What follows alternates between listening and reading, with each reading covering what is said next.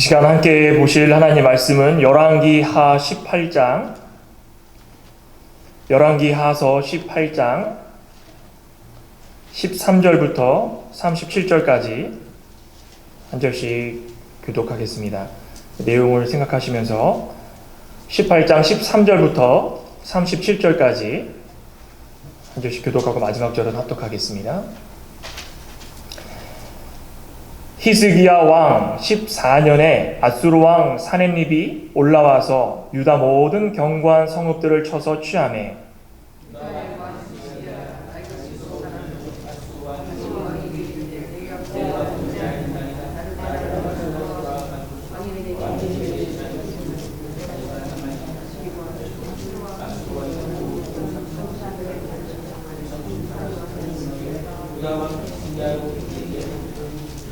히스기야가 이에 여호와의 전과 왕군 곳간에 있는 은을 다 주었고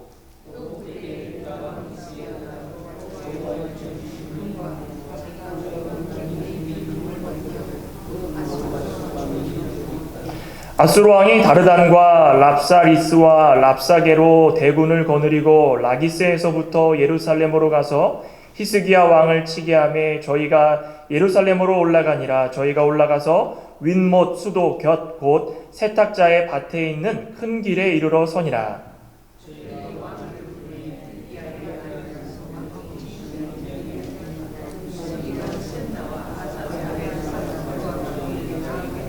랍사게가 저희에게 이르되 너희는 히스기야에게 고하라. 대왕 아수르 왕의 말씀이 너희 의뢰하는 이 의뢰가 무엇이냐?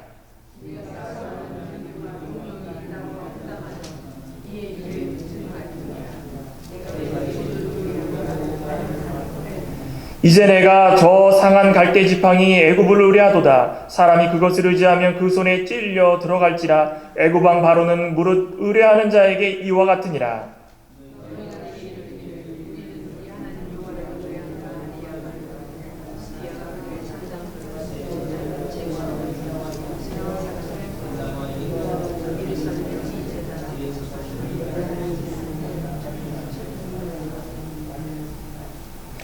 이제 너는 내 주 아수르 왕과 내기하라. 내가 만일 그 말 탈 사람들을 낼 수 있다면 나는 내게 말 2,000피를 주리라.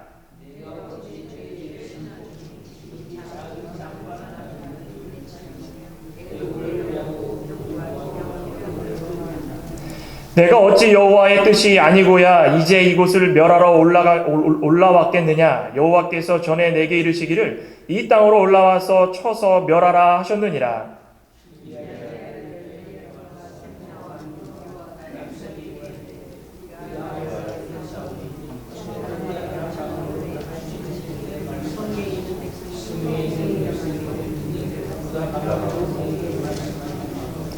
랍사게가 저에게 이르되 내 주께서 내 주와 내게만 이 말을 하라고 나를 보내신 것이냐? 성회에 앉은 사람들로도 너희와 함께 자기의 대변을 먹게 하고 자기의 소변을 마시게 하는 것이 아니냐 하고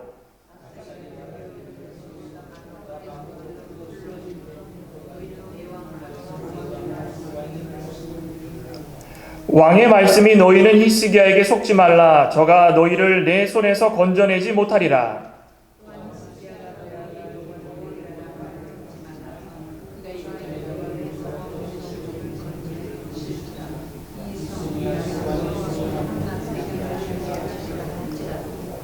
너희는 히스기야의 말을 듣지 말라. 아수르 왕의 말씀이 너희는 내게 항복하고 내게로 나아오라. 그리하고 너희는 각각 그 포도와 무화과를 먹고 또한 각각 자기의 우물의 물을 마시라.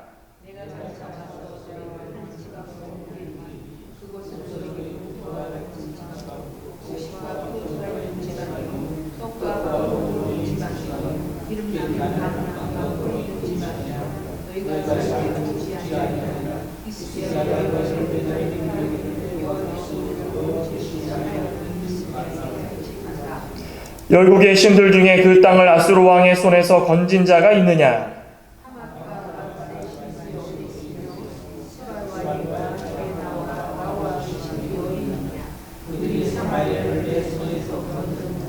열국의 모든 신 중에 누가 그 땅을 내 손에서 건졌기에 여호와가 예루살렘을 내 손에서 능히 건지겠느냐 하셨느니라.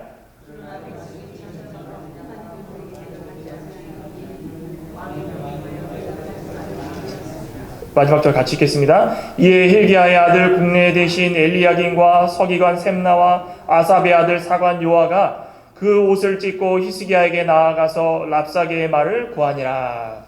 아멘. 참 기가 막힌 이야기들이 쭉 전개가 됩니다. 우리 말씀 전하기 전에 우리 찬양 같이 한번 해보도록 할 텐데요. 우리 찬양집의 25번입니다. 괴로울 때 주님의 얼굴 보라. 여기 해리 볼백과 또 존 피터슨이 각각 작사 작곡을 했는데, 존 피터슨은 2절을 세컨드 스탠저를 작사를 했습니다. 작곡은 안 하고. 그런데 이 두 분의 일대기를 보면 참 대단한 것 같습니다. 존 피터슨은 전립선 암으로 고통받다가 또 돌아가시고, 또 여러 가지 곡들을 많이 만드셨는데 한 1000여 곡 정도를 복음주의 찬양들을 많이 만드셨다고 합니다. 대단하시죠. 무디 성경학교에서 출석하시면서 방송 관계자로 일하고 수없이 많은 곡들을 만들어주신 그런 분이고, 또 해리 볼백이라는 분은 올해 1월까지 사셨더라고요. 나이가 연세가 97세 되셨는데, 신기한 거는 부인 되시는 분하고 동년 동월에 돌아가셨어요. 결혼생활 75년 정도 하시고.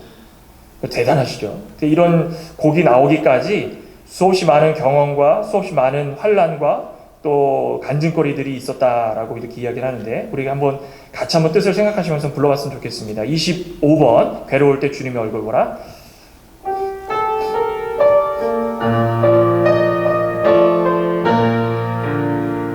괴로울 때 주님의 얼굴 보라. 평화의 주님 바라보아라. 세상에서 시달린 친구들아, 위로의 주님 바라보아라.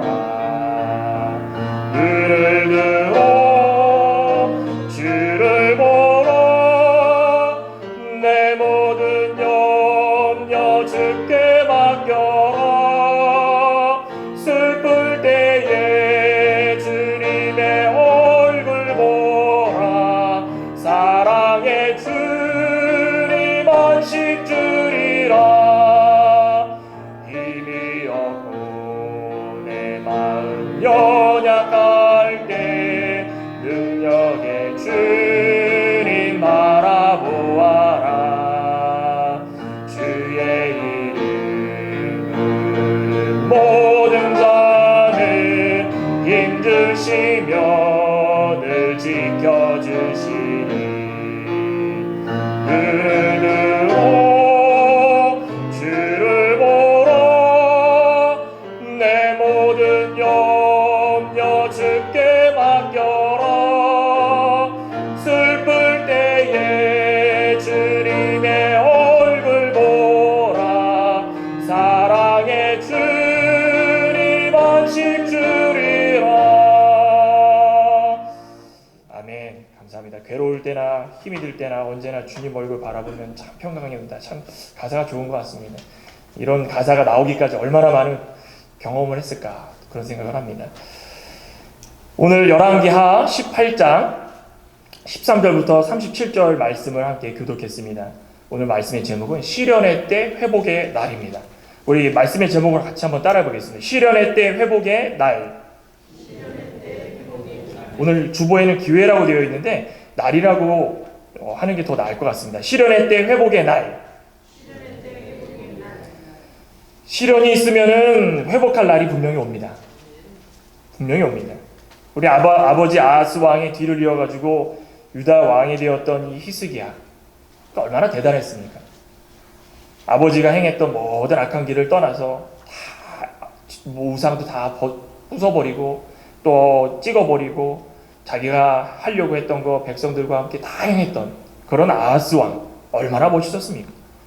또 더욱이 조상 다윗 정직히 행했던 그 하나님 보시기에 좋은 일만 행했던 다윗의 일들을 그대로 행하려고 했던 이 히스기야.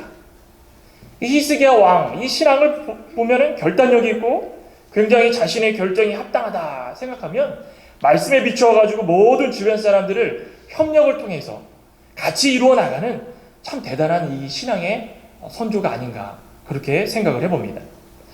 그런데 이런 일이 있고 나서 참 안타깝습니다. 아수르가 2번 정도 유다의 침공을 해옵니다. 오늘 읽진 않았지만 9절부터 12절에 보면은 이 북이스라엘이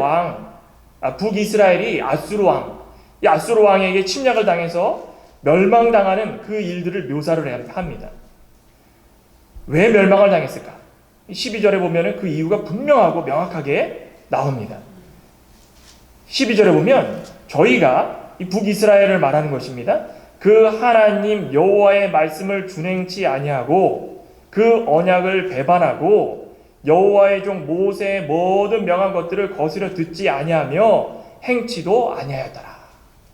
한마디로 하나님 말씀 순종하지 않고 자기의 멋대로 살아갔던 북이스라엘, 이 아수르에게 멸망을 당합니다. 선지자들이 아무리 선포를 하고 매달려가지고 이렇게 되면 나라가 망합니다 해도 그들 가운데 수없이 많은 왕들이 있고 마지막에 호세아 왕이 있었지만 결국은 멸망이었습니다. 나라를 다 뺏겨버립니다. 북이스라엘이 멸망한 이유가 이렇게 기록된 분명하고 명확한 이유가 있습니다. 왜 여기다가 북이스라엘이 이렇게 해서 멸망했다, 왜 했겠습니까? 우리들도 또 여기에 등장하는 히스기야와 유다 백성 너희들도 삼가 조심하지 않으면 이렇게 될 것이다, 본보기를 보여주는 겁니다. 왜 성경에 이런 말들을 괜히 썼겠습니까? 이거 안 쓰고 좋은 이야기만 썼으면 힘을 얻어가지고 더 열심히 할 텐데 망하고 멸망당하고 죽는 이야기들을 써는 이유가 분명하다는 것입니다. 너희들도 삼가 조심하지 않으면 이렇게 될 것이다. 히스기야 왕은 참 시작이 멋졌습니다. 칭찬받을 만했고 정말 대단했고 귀감살 만했고 누가 봐도 존경할 만했던 그런 행동이었는데 거기서 멈추지 말았어야 됩니다.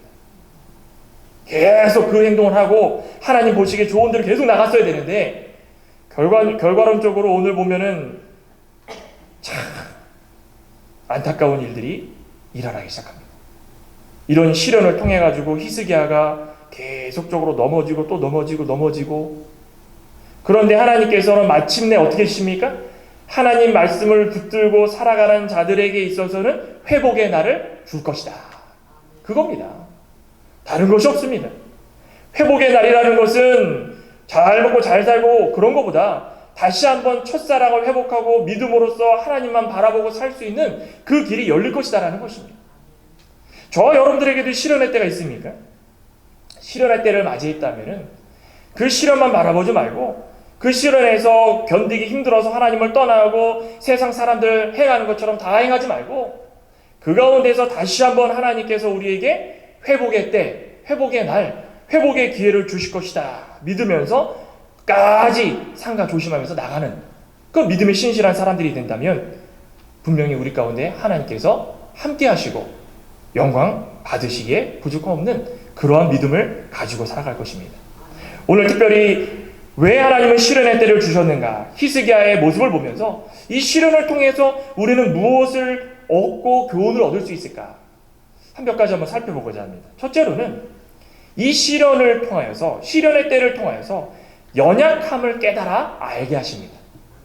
오늘 13절부터 16절에 그런 말씀이 나옵니다. 이 아수르가 이제 이 유다의 1차 침략을 범합니다. 1차 침략을 범하면서 모든 이 히스기야의 재물들을 가져갈 때가 언제였습니까? 히스기야가 집권하고 한 14년 되던 해였습니다. 또 14년 되던 해가 언제였냐? 북이스라엘이 멸망한 지 한 8년 정도 되던 때입니다. 그럼 이 기간까지 히스기야가 평안하게 정치 생활했겠습니까? 아야, 이제는 내가 하나님 말씀대로 다 행했으니 편안하게 백성들과 함께 다리 쭉 뻗고 생활해야 되겠다, 그랬습니까? 제가 생각할 때는 아닙니다. 왜? 이사야 선지자의 말을 전하는 그 말씀을 들어보면 그렇지 않았습니다. 이사야 선지자의 말씀에 어떤 말씀이 나오느냐? 이사야 8장 9절부터 10절을 보시면 이렇게 말씀을 합니다. 이사야 8장 9절부터 보면 이사야 선지자가 북이스라엘의 멸망을 바라보면서 유다 백성들에게 너희들도 이러면은 분명히 망할 것이다. 8장 9절에 이렇게 말씀을 합니다. 너희 민족들아 헌하라 필경 패망하리라. 너희 먼 나라 백성들아 들을지어다. 너희 허리를 동이라 필경 패망하리라. 너희 허리에 띠를 띠라 필경 패망하리라. 패망한다는 말이 몇 번 나옵니까? 3번 나옵니다. 말씀을 들어라 패망할 것이다. 듣지 않으면 패망할 것이다. 10절에 보면 또 이렇게 말씀합니다. 너희는 함께 도모하라. 필경 이루지 못하리라. 말을 내어라. 시행되지 못하리라. 이는 하나님이 우리와 함께 하심이라.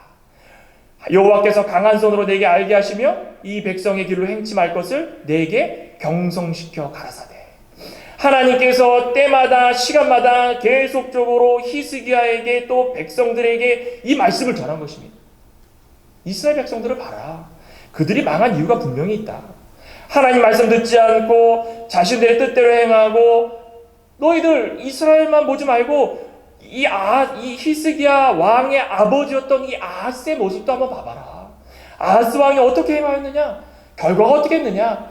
이사야 선지자는 때마다 계속적으로 히스기야 왕과 백성들에게 이렇게 전했을 것입니다. 그러니 히스기야 왕이 마음이 편했겠습니까? 항상 불안하고 어떻게 하면은 이 상황을 극복할 수 있을까 생각도 하고. 하지만 오늘 본문의 히스기야의 모습을 보면 참으로 참담합니다. 아수르가 이제 왕이 몇몇을 파견을 보내가지고 그들에게 이런 말을 전합니다. 이제 곧 있으면 아수르 왕이 너희들을 다 멸할 것이다. 13절에 봤더니 산헤립이라는 그 군 장관인데 그 사람을 보내서 이 모든 견고한 성들을 쳐서 취할 것이라는 것을 히스기야 왕에게 전합니다. 그때 히스기야 왕이 뭐라고 합니까? 참 기가 막힙니다. 내가 죄를 지었나이다. 나를 떠나 돌아가소서. 내가 감당치 못하겠나이다. 여기 14절에 봤더니요, 내가 범죄하였나이다. 나를 떠나 돌아가소서. 왕이 내게 지우시는 것을 내가 당하리이다. 누구에게 하는 말입니까? 하나님께 하는 말입니까? 아수르 왕에게 하는 말입니다. 여기 지우시는 것을 내가 당하리이다. 이 당하리이다라는 말은 거부감 없이 그냥 그대로 받아들이겠습니다. 뭘 받아들입니까? 아수르 왕이 무슨 얘기를 하든 다 받아들인다는 얘기입니다. 아수르 왕이요, 제가 범죄하였나이다. 죄를 범하였나이다. 감히 아수르 왕에게 제가 대들고 반항하고 왕이 하는 이야기들을 제가 귀담지 못하고 이렇게 행했습니다. 저를 떠나지 마소서. 저를 용서하소서. 이 아수르 왕에게 하는 말입니다. 그랬더니 아수르 왕이 뭐라고 합니까? 그래, 너가 잘못한 거 다 알지? 그러니까 금 몇 달란트? 30달란트와 은 300달란트를 나에게 줘라. 여러분들이 이 달란트도 그렇지만 이 금 한 달란트가 어마어마했습니다. 뭐 예를 들어가지고 현 시가로 따지면은 금이 뭐 한 달란트에 한 34kg 된답니다. 어마어마하죠. 34kg이면은 현 시세로 따지면 뭐 약 20억에서 25억 정도. 그러니 30달란트 하면은 얼마입니까? 대략 한 600억 이상입니다. 한 700억까지. 금 30달란트 뿐 아니라 은 300달란트까지 너 나에게 다 줘라. 그럼 용서해 주겠다. 1차 침략했을 때의 말입니다. 그랬더니 히스기야가 뭐라고 합니까? 안 된다. 내가 어떻게 너에게 이런 것을 주겠느냐? 생각 다시 해보겠다. 그랬습니까? 그 말을 듣자마자 한 행동을 한번 보십시오. 어디로 달려갑니까? 여호와의 전으로 달려갑니다. 여호와의 전으로 달려가서 거기서 꼬꾸라지고 기도했으면은 야, 과연 히스기야 왕이구나 라고 했을 텐데, 가가지고 했던 행동이 무엇입니까? 왕궁 곳간에 있는 은을 다 주고 거기다가 또 추가로 자기 스스로 하나님 전 기둥에다가 금을 입혔었는데 그 금을 하나씩 다 벗겨냅니다. 다 벗겨내고, 야, 이거 내가 입혔었던 건데 안 되겠다. 다 벗겨가지고 그걸 금을 만들어가지고 아수르 왕에게 줍니다. 가져가십시오. 아유, 제가 이거 모았는데 될지 안 될지 모르겠지만 가져가십시오. 이 누구의 이야기입니까? 믿음 잘 지켰던 히스기야의 모습입니다. 우리는 이 모습을 보면서 무엇을 깨달아야 되겠습니까? 한 가지는 믿음이 아무리 좋다고 자부하여도 순간적으로 하나님을 떠나면 살 수 없고 죄 가운데 빠질 수밖에 없는 연약한 인생이 우리다. 그겁니다. 우리가 아무리 믿음이 좋고 히스기야 왕 보십시오. 아버지가 행했던 거 다 때려 부수고 아세라당 찍어버리고 산당 다 없애버리고 오늘부터는 우리가 하나님 여호와 하나님만 믿고 행할 것을 모든 백성들에게 선포할지어다. 그 행동 아니겠습니까? 그렇게 자신만만하게 행하고 다윗 정직하게 행했던 그 다윗의 모든 행위들을 따라가지고 끝까지 믿음 지킬 것 같던 그 히스기야 왕이 순간적으로 죄에 빠지기 시작하니까 이 연약한 모습을 드러내기 시작했다는 겁니다. 믿음을 지키며 살아가는 것이 쉬운 일입니까? 하나님의 은혜가 아니면 하나님께서 우리에게 함께 하시고 우리가 연약한 존재라는 것을 깨닫지 못하면 힘들다는 것입니다. 힘듭니다. 하나님의 은혜가 아니면 우리는 정말 살 수 없는 그런 존재 아니겠습니까? 주중에 임수정 원사님이 단톡방에다가 이 카톡을 보내시는데 제가 그때 딱 설교 준비를 하고 있었을 때인데 하나님의 은혜가 아니면 우리는 살 수 없는 그런 사람들임을 분명히 그 카톡의 내용을 통해서 알 수가 있었습니다. 그럼 우리는 그것을 참 듣기는 많이 듣습니다. 그런데 듣고 나서 깨닫지 못하고 우리의 모습대로 그냥 살아가면서 하나님의 은혜가 무엇인지를 분별하지 못하고 살아가기 때문에 순간적으로 죄가 따라 들어오면 거기서 무너지게 돼 있다는 것입니다. 그러니 순간순간 하나님의 은혜에 붙들고 살아가는 것이 우리에게 얼마나 소중한가 그겁니다. 우리 야고보서 이 야고보 사도가 뭐라고 이야기합니까? 순간 우리에게 시련이 닥쳐오면 무엇으로 참고 견디라고 합니까? 우리에게 하나님께서 인내를 만들어 주신 줄 알고 끝까지 참고 견디라. 우리에게 어떠한 시련이 오고 고통이 오고 절망 가운데 빠지는 일들이 와도 하나님께서는 우리를 위해서 그것을 보내신 이유가 분명히 있다. 신앙이 만들어져가는 과정 속에서 하나로 사용될 수 있는 도구다. 하나님께서 우리에게 주신 그 시련의 과정이 인내로서 만들어지면 더없이 우리에게는 훌륭한 믿음으로 자라날 수 있다. 그런데 거기서 꼬꾸라지고 넘어지는 일들이 상당히 많다는 것입니다. 어떤 고난이 오고 감당치 못할 모든 어려움이 내게 닥쳐오더라도 나는 연약한 자고 죄인에 불과하고 하나님의 은혜가 아니면 살 수 없는 자고 하나님께서 함께 해주시지 않으면 나는 아무것도 할 수 없는 그러한 연약한 사람입니다. 이것을 깨달으라고 하나님께서 이러한 시련을 주신다는 것입니다. 여러분들 예레미야 눈물의 선지자 예레미야가 하나님의 은혜를 떠나 살면은 안 된다라고 호소하면서 유다 백성들 분명하게 정신 차려라 말씀한 내용들이 있습니다. 그 가운데 분명한 것은 예레미야 17장 7절에서 8절 보면 이 눈물의 선지자 예레미야가 이렇게 선포를 합니다. 그러나 무릇 여호와를 의지하며 여호와를 의뢰하는 그 사람은 복을 받을 것이다. 그는 물가의 신기운 나무가 그 뿌리를 강변에 뻗치고 더위가 올지라도 두려워 아니하며 그 잎이 청청하며 가무는 해에도 걱정이 없고 결실이 그치지 아니함 같으리라. 어떻게 하면 이렇게 된다고 합니까? 여호와의 말씀을 의지하고 살아가는 자들에게는 이렇게 해 주신다는 것입니다. 나무가 아무리 가뭄 날씨에 있었어도 뿌리 가운데 물 가운데 뿌리를 쭉 뻗어가지고 튼튼하게 자라는 나무는 그 물을 어느 순간마다 흡수를 해서 그 줄기마다 전해지고 아무리 날이 가물어도 땅속에 있는 수분기를 얻어가지고 그 나무가 결실을 맺는다는 것입니다. 여러분들 날이 덥고 가물어서 열매 맺지 못하고 죽어가는 나무들 그때 뭘 주면 자랍니까? 뭘 주면 자랍니다. 어떻게 해야 자라는지 우리는 다 알고 있습니다. 우리는 예레미야 눈물의 선지자 예레미야가 선포한 말씀처럼 우리 가운데서도 믿음이 푸르청청하게 잎이 청청하게 우리의 삶 가운데 푸르청청해 모든 것들이 다 그래서 열매 맺는 참 믿음의 길을 걷게 되길 참 소망합니다. 우리는 참 이런 길을 걷기를 원합니다. 그런데요 우리는 뿌리를 세상 가운데 심어놨기 때문에 세상에서 시련이 있어가지고 말라지고 비틀어지면 흡수하는 것이 다 무엇입니까? 아무것도 없습니다. 그러다 보니 우리 가운데서도 위태위태한 길을 걷게 되고, 우리 가운데서도 잎이 말라져서 꺾어지고 부러지고 절망하고 소망이 없다는 것입니다.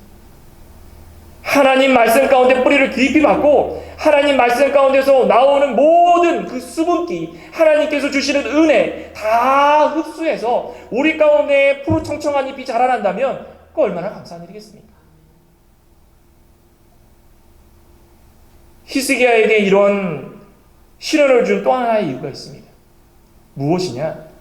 히스기야의 모습을 통해서 여호와를 앙망하며 살아갈 때에 새 힘을 얻을 수 있다라는 것을 깨닫게 해주시기 원합니다.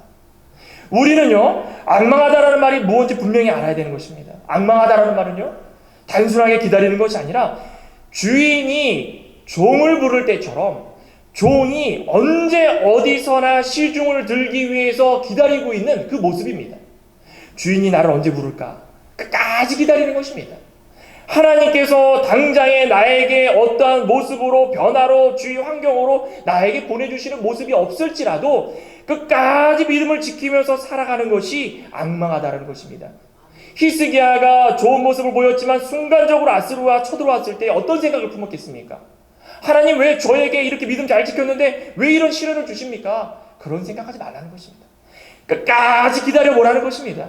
시련이 와도 절망이 와도 끝까지 기다려보면 그것이 앙망하다라는 것입니다. 앙망할 때에 독수리가 날개를 펴고 하늘로 올라가서 공중에서 나는 것처럼 새 힘을 얻어서 끝까지 살아나갈 수 있게 될 것이다. 그겁니다. 우리 말씀 한 구절 같이 한번 읽어볼까요? 이사야 40장. 이사야 선지자가 말씀한 겁니다. 다른 선지자가 아니라 이사야 선지자가 이 유다와 이스라엘의 멸망한 모습을 바라보면서 이렇게 말씀한 것입니다. 이사야 40장 31절입니다. 이사야 40장 31절 같이 한번 읽어보겠습니다. 오직 여호와를 앙망하는 자는 새 힘을 얻으리니 독수리의 날개치며 올라간 같을 것이요 다른 박질하여도 곤비치 아니하겠고 걸어가도 피곤치 아니하리로다. 아멘. 우리가 아무리 힘들어도 하나님께서 주시고자 하는 은혜를 기다리면 그 은혜를 받았을 때 새 힘을 얻어서 독수리의 날개치며 올라가 같이 끝까지 퍼덕퍼덕 하면서 올라갈 것이고, 또 다른 박질 뛰어도 피곤치 않고 걸어가도 피곤치 않고 끝까지 하나님 말씀 순종하는 데 있어가지고 모든 방해가 되는 세력이 있을지라도 그 가운데서 회복의 날이 분명히 우리에게 다가올 것이다 라는 것입니다. 그러니 아무리 시련이 있어도 버텨야 됩니다. 견뎌야 됩니다. 또 한 가지 뭔지 아십니까? 왜 이 히스기야에게 이러한 시련의 날을 주면서 하나님께서는 우리에게 무엇을 교훈하고 있느냐? 두 번째로는 유혹과 핍박을 견디라는 것입니다. 17절부터 27절에 봤더니 아수르 왕이 이제 유다에 다시 침략을 합니다. 2차 침략입니다. 이제 어디까지 옵니까? 예루살렘, 수도까지, 턱밑까지 쫓아옵니다. 왔는데 그때 장관이 다르다니고 또 내시장이라는 그 직책을 맡은 랍사리스라는 자가 왔고 또 오늘 거의 주인공격인 비서실장 랍사게가 등장을 합니다. 랍사게가 하는 말이 무엇입니까? 위대한 왕 아수르 왕이 이렇게 말씀한다. 누가 너희를 도울 자가 있느냐? 확신하냐? 도대체 너희들을 도울 사람이 누구냐? 너희는 싸울 수 있다 확신하냐? 입만 살아가지고 제발 그렇게 이야기하지 마라. 전쟁할 힘은 있냐? 도대체 누굴 믿느냐? 너희들이 믿는 하나님? 나도 하나님이 보내서 왔다. 너희들이 믿는 애굽? 그 애굽은 부서진 지팡이 같은데 그거 뭐 믿을 게 뭐가 있다고? 그거 부러져가지고 너희들 찔릴 것이다. 믿느냐? 야, 이런 어처구니 없는 말들을 또 뭐라고 합니까? 만약에 말이 내가 너희들이 병사가 2,000명이 있으면 나에게 좀 보내라. 그럼 내가 말 2,000마리 보내줄게. 비웃는 것입니다. 아수르 왕이 이들을 보내가지고 너무나도 이들에게 절망의 이야기들을 합니다. 또 무슨 이야기 합니까? 유혹을 합니다. 야, 나에게 아수르 왕에게 사정만 하면 내가 이 나라 그냥 유지시켜줄게. 그러니까 너희들 다른 거 믿지 말고 애굽 믿지 말고 하나님 믿지 말고 애굽 왕만 아수르 왕만 믿어봐. 그러면 내가 이 멸망시키지 않을게. 유혹을 합니다. 유다의 대표로 누가 나옵니까? 엘리야김과 셈나와 요아가 랍사게에 나와가지고 사정합니다. 아니 여보시오 랍사게 장군님, 아수르 왕, 위대한 아수르 왕이요, 제발 제가 부탁을 하는데 생각할 시간 좀 주십시오. 그리고 제발 아랍말로만 해주시고 히브리 말로는 하지 마세요. 지금으로 얘기하면 뭡니까? 이 저들에게 한국말로 하지 말라는 것입니다. 우리 민족을 예를 들면 한국말로 하지 마시고 그냥 다른 말, 그들이 쓰는 뭐 영어나 뭐 일본어나 그런 말이 있겠죠. 그런 말로 해가지고 못 알아듣게 좀 해주십시오. 그들이 만약에 알아들으면 어떻게 합니까? 벌벌벌벌 떨면서 다 내려놓고 히스기야 버려두고 아수르 왕한테 갈까봐 걱정해가지고 이 장관 대표로 나온 이 세 명이 그렇게 사정을 합니다. 그랬더니 랍사게가 더 큰 소리로 뭐라고 합니까? 내가 여기 온 목적은 너희들한테만 이야기하려고 온 것이 아니라 저 성리에서 벌벌 떨고 있는 저 백성들 들으라고 온 거다. 그러니 내가 못하러 아랍말로만 하겠느냐. 그러면서 유다말로 큰 소리로 이야기합니다. 너희들이 곧 있으면 대변을 먹을 것이고 소변을 먹을 것이다. 비참하게 살 생각하지 말고 무릎을 꿇어라.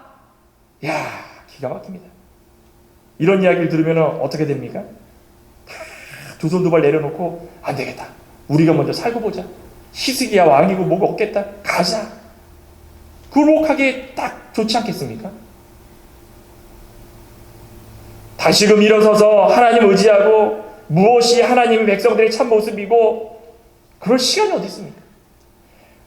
똑같습니다. 우리도 하나님을 믿는 자들로서 죄 가운데 빠져 살아가면 생각할 겨를이 없습니다. 구분하지 못합니다. 이것이 좋은 줄 알고 이것이 다인 줄 알고 어떤 것을 생각하고 판단할 겨를이 없다는 것입니다. 시간이 없다는 것입니다. 그러니 그런 이야기를 듣기 전에 이런 유혹과 핍박, 저렴한 말, 뭐 이간질, 약점, 우리의 믿음을 해하려고 하고 넘어뜨리려고 하는 모든 것들, 그것을 벗어나려고 우리의 모든 노력을 다 할 수 있는 그런 믿음을 지켜나가야 된다는 것입니다. 그러니 믿음 지키는 것이 얼마나 어려운 일이겠습니까? 한 사람 한 사람 믿음을 재점검하고 어떻게 하면 바로 서려고 하고 하나님의 대표자들로서 하나님의 백성들로서 우리의 도구들로서 이곳에서 하나님께서 우리를 써주실 때에 하나님 우리를 제대로 써주십시오. 만들어져가는 그런 모습이 있다면 얼마나 감사하겠습니까? 왜 이들을 보내준 줄 아십니까? 채찍의 도구입니다. 믿음 잘 지키는지 잘 못 지키는지 하나님 보고 계시다가 야 어느 교회 어느 집사가 믿음 떠나서 핍박과 유혹이 다가오는데 거기에 넘어져서 그거에 굴복하고 하나님 멀어지고 이렇게 생활하는구나. 그러면 채찍질 해줍니다. 이 채찍을 맞을 때 어떤 생각을 품어야 됩니까? 깨달아야 된다는 것입니다. 아, 우리 연약하구나. 우리는 다 연약한 존재구나. 아, 내가 잠깐 하나님을 떠나서 이렇게 방황하고 살았구나. 그럼 돌아와야 되는 것입니다. 그게 시련의 때고 거기에 끝나지 않고 끝까지 나아가면 회복의 날을 주신다는 것입니다. 여러분, 그리스 신화에 이 사이렌이라는 이 노래의 신이 있습니다. 들어보신 적 있으시죠? 사이렌은 너무 아름다운 이 노래소리 때문에 바다에 항해하는 사람들을 이 노래로 유혹을 해서 다 죽인답니다. 그런데 마침 오디세우스라는 장군이 트로이 전쟁을 마치고 이제 귀국을 하려고 병사들과 함께 배를 몰고 가고 있었습니다. 그때 이제 사이렌이 아름다운 노래를 막 부릅니다. 이걸 알았기 때문에 오디세우스는 떠나기 전에 병사들과 신신당부를 했습니다. 너희들 이러한 신이 분명히 나타날 텐데 우리는 유혹이나 먹으면 안 된다. 그래서 어떻게 했냐? 밀랍으로 병사들의 귀를 다 틀어 막았습니다. 그리고 자신은 백기둥에다가 몸을 꽁꽁 싸매가지고 못 움직이도록 만든 다음에 항해를 했습니다. 때마침 사이렌이 울립니다.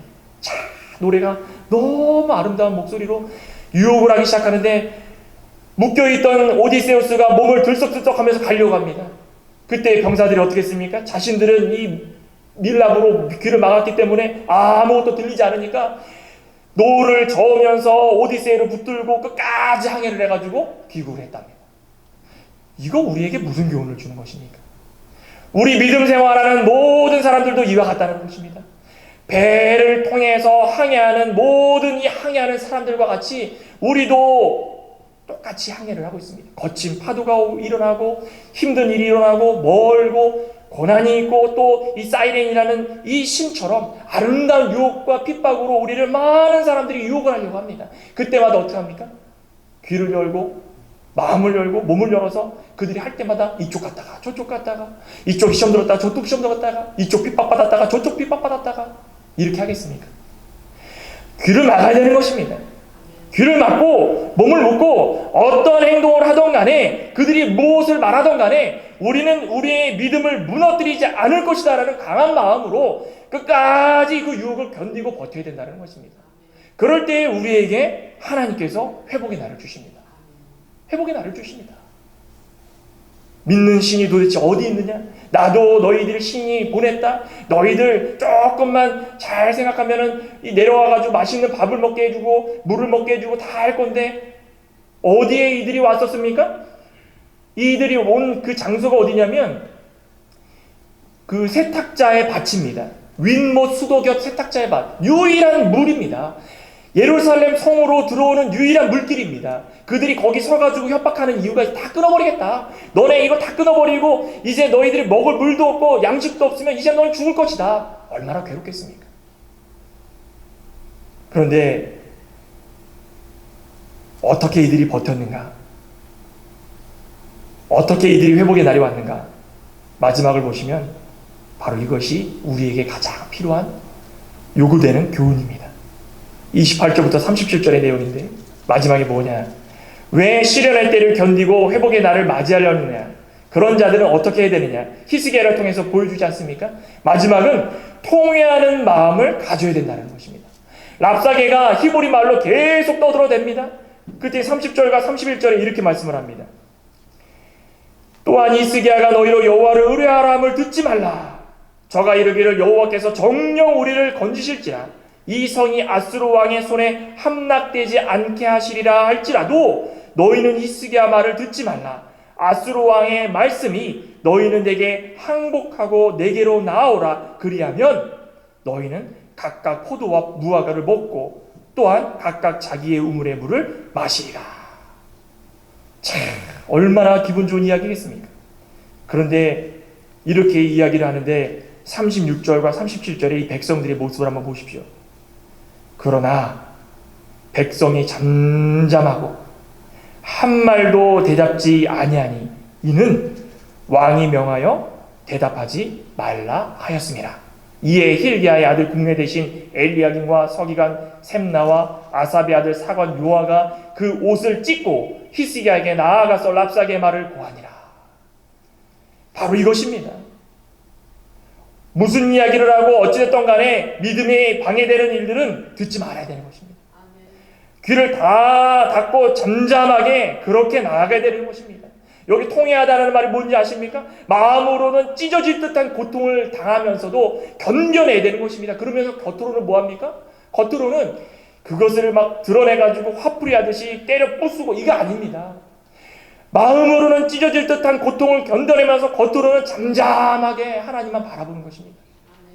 잠잠하게 하나님만 바라보면 자신이 잘못한 죄가 있으면은 하나님께서 깨우치게 해주시고 그 죄를 깨우칠 때에 여기 말씀처럼 옷을 찢는 심정으로 진심으로 하나님께서 회개하게 만들어 주십니다. 우리가 하는 거, 우리의 의지로 하는 거 아무것도 없습니다.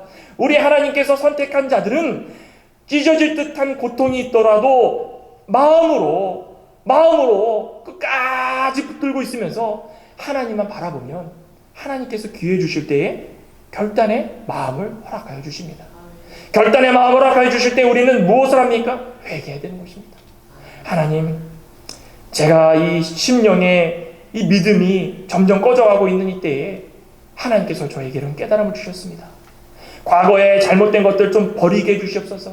과거에 잘못된 신앙 버리게 해주시옵소서. 누가 나를 이간질하고 나를 욕먹게 하고 이럴 때마다 내가 좌지우지되고 사람들에 휘둘려가지고 유혹과 핍박에 못 이겨서 같이 때리고 협박하고 핍박하는 그런 모습이 내게 있었을지라도 지금 나에게 하나님께서 주시는 그 귀한 말씀은 다른 것이 아니라 잠잠하라는 것입니다. 잠잠하라. 마음이 찢어질 듯 고통받아도 잠잠하라. 그럼 때가 되면 회복해 주실 것이다. 여러분들 신약의 누가복음 18장 보면은 가난한 한 과부가 나오지 않습니까? 그 과부가 재판장에게 계속적으로 자신의 원한을 풀어달라고 해서 마침내는 재판장이 그 원한 다 풀어줍니다. 그러면서 하나님께서 뭐라고 말씀하십니까? 하나님께서는 밤낮 부르짖는 자의 기도를 듣지 아니하시겠느냐?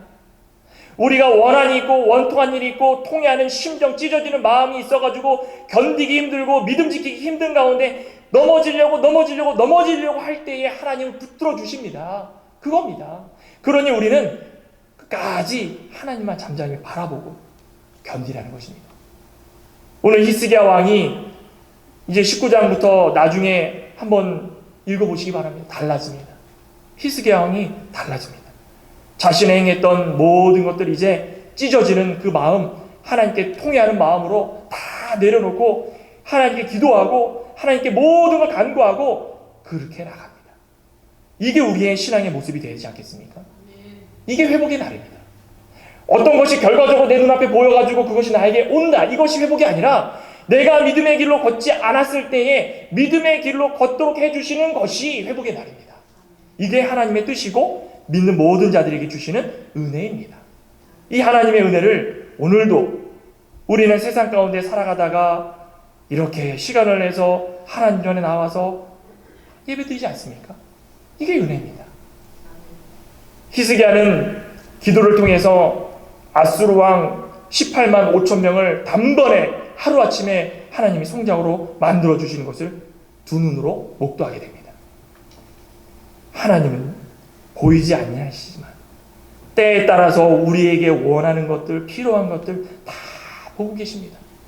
그러니 순간적으로 유혹이 오고 핍박이 온다 해서 넘어지고 쓰러지고 하나님을 원망하고 이것이 아니라 우리는 이것이 우리의 믿음을 만들어가자는 하나의 도구구나.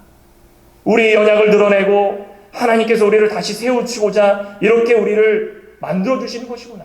다시 한번 생각하면서 오늘 히스기야의 믿음을 보시면서 우리의 신앙도 혹여나 시련의 때라면 다시 한번 회복의 날이고 다시 한번 하나님 앞에서 통회하는 마음으로 하나님만을 바라보면서 온전히 변화돼가는 그런 회복의 날을 바라보면서 살 수 있는 저와 여러분 되시기를 간절히 소망합니다. 함께